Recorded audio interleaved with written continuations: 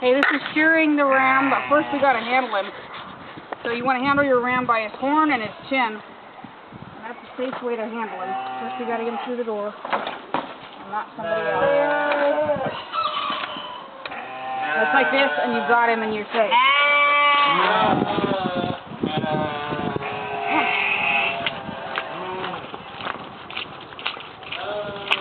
This is Abraham. Come on, bud. Hop up. Be sure on a stanchion that way it's safe.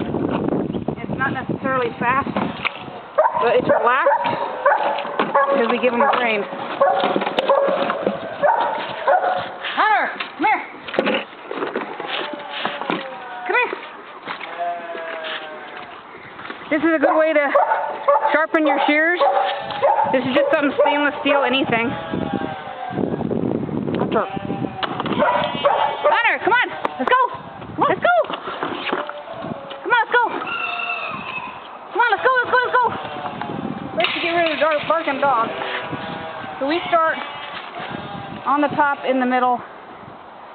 Kind of grab the wool between your fingers. Don't pull up. It pulls the skin with it, and you can't tell where the skin is then.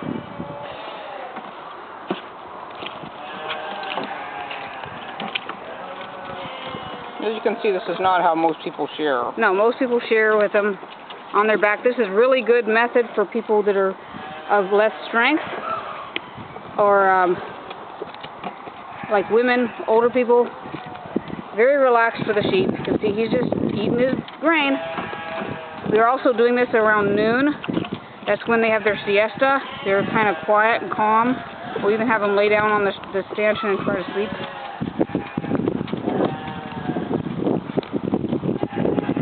Top wool sometimes, as you can see, has debris in it, and that's not good for spinning. We're spinners, so you may have to discard that because it gets different kinds of hay bits and stuff in there. Rams particularly sometimes get dandruff.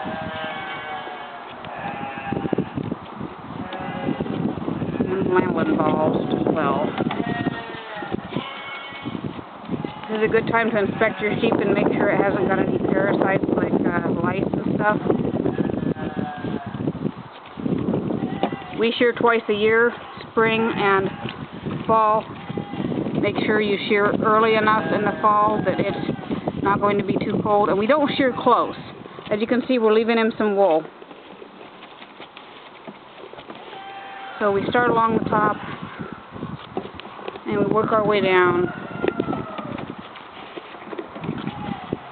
Now, on your sheep, you know, he's a male, so you're not gonna, this isn't as important, but crutching or crotching them is trimming all this hair on their backside, and this will prevent them from getting stuff like fly strike, which is flies accumulating maggots on a patch of wool that's soiled, especially around the rear end, and that can end in very bad damage to your sheep, so you don't want that. So you want to make sure that even if you only shear twice a year, that you're shearing also crutching in the summertime if they're long back there, so that your flies don't get a chance to have a hold on anything.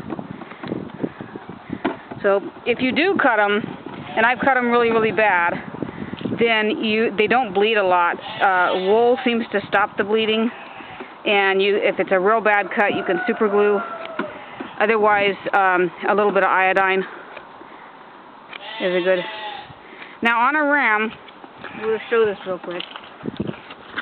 The way we do the belly wools, we get down in here. Again, you're not pulling, you're just kind of trimming along here.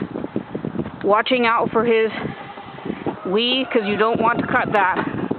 And while you're down there, you're inspecting for and making sure it's healthy tissue, because they can get what's called pizzle rot from having matted wool up around there that's wet and damp and whatnot. Now when you're cutting, make sure you don't get too close to that. If this was a ewe, and he has them too, make sure you don't cut off the tatas as well. And then, while you're doing this, because sheep only need about twice a year, you're checking hooves. And his aren't too bad, but they do need done a little bit. You can see that the sheep's hooves are a little bit different shape than our goat hooves in our goat hoof video.